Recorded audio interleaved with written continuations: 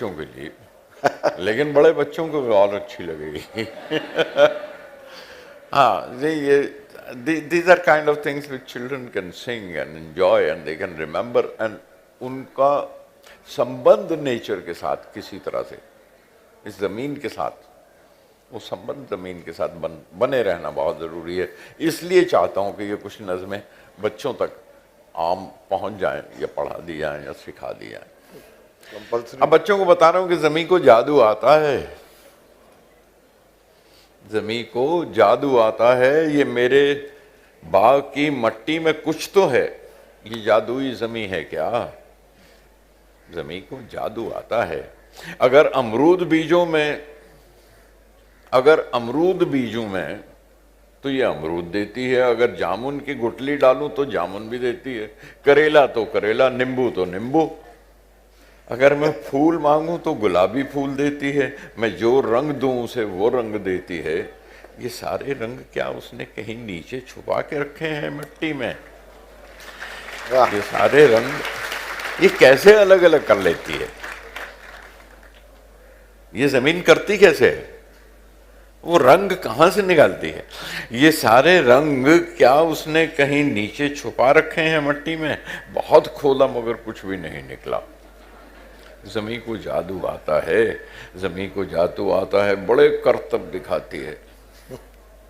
ये लंबे लंबे ऊंचे ताड़ के जब पेड़ उंगली पर उठाती है, हवाएं खूब हिलाती हैं, ज़मीन गिरने नहीं देती उन्हें। वाह। मेरे हाथों से शरबत, दूध, पानी, कुछ गिरे सब डीग जाती है। मेरे हाथों से शरबत, दूध, पानी, कुछ गिरे सब डीग जाती है। ये कितना पानी पीती है? गटक जाती है जितना दो। इसे लोटे से या बाल्टी से दो, या नल दिन भर खुला रख दो, अजब है, पेट भरता ही नहीं इसका। सुना है ये नदी को भी छुपा लेती है अंदर। ज़मीन को जादू आता है।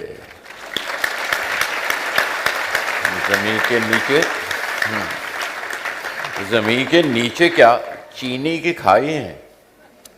लाइन सुनिए। ज़मीन के नीचे क्या चीनी की खाने हैं, खटाई की चट्टाने हैं। फलों में मीठे कैसे डालती है ये ज़मीन? लाती कहाँ से है?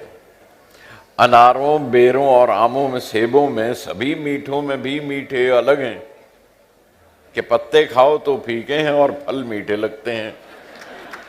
कि पत्ते खाओ तो मीठे हैं, तो पत्ते खाओ तो फीके हैं और फल मीठे लगते हैं। मौसम्बी मीठी है तो नींबू खट्टा है। यकीनन जादू आता है ज़मीन को, वगरना बांस फीका, सख्त और गिट्टों में रस क्यों है?